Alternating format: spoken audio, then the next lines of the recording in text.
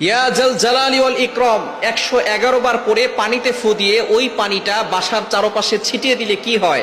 আমরা অনেকেই কিন্তু ঘরের ভিতরে বরকত চাই।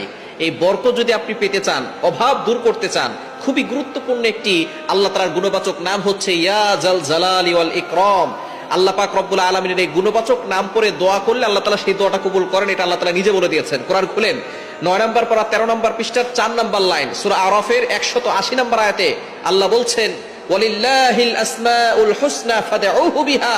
আল্লাহ পাক রব্বুল আলামিন জানিয়ে দিয়েছেন আল্লাহ তাআলার এই গুণবাচক নাম করে যদি কোনো ব্যক্তি দোয়া করে আল্লাহ তাআলা সেই দোয়াটা কবুল করে নেন, অ্যাকসেপ্ট করে নেন। সুতরাং ইয়া জাল জালালি ওয়াল ইকরাম আল্লাহ তাআলার গুণবাচক নাম, এই নাম পড়ে আপনি 111 বার পরে যদি পানিতে ফু দেন, ওই পানিটা একটা বরকতময় পানি হয়।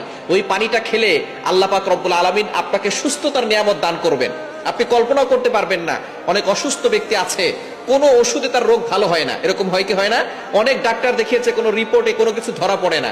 ডাক্তার বলতেছে সব জায়গায় সবকিছু ঠিক আছে, তারপরে সে অসুস্থ, সে কোনো সময় সুস্থ থাকতে পারে না।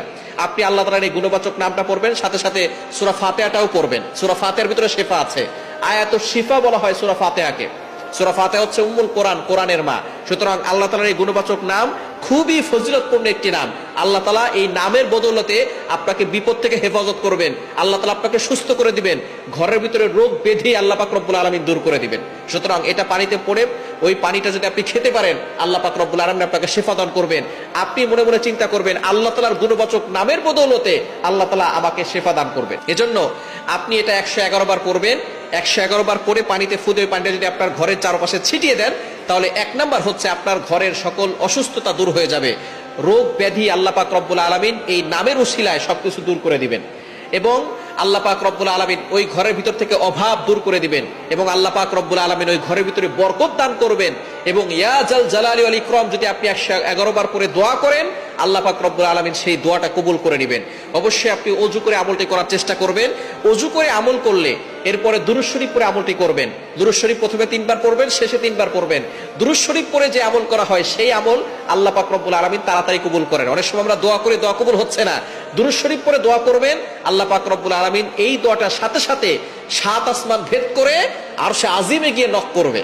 আর দুরূদ শরীফ না পড়লে সেটা মুআল্লাকুন, পেন্ডিং অবস্থায় থাকে, ঝুলন্ত অবস্থায় থাকে। দুরূদ শরীফ পড়বেন, প্রতিটি আমলের শুরুতে দুরূদ শরীফ পড়ার চেষ্টা করবেন।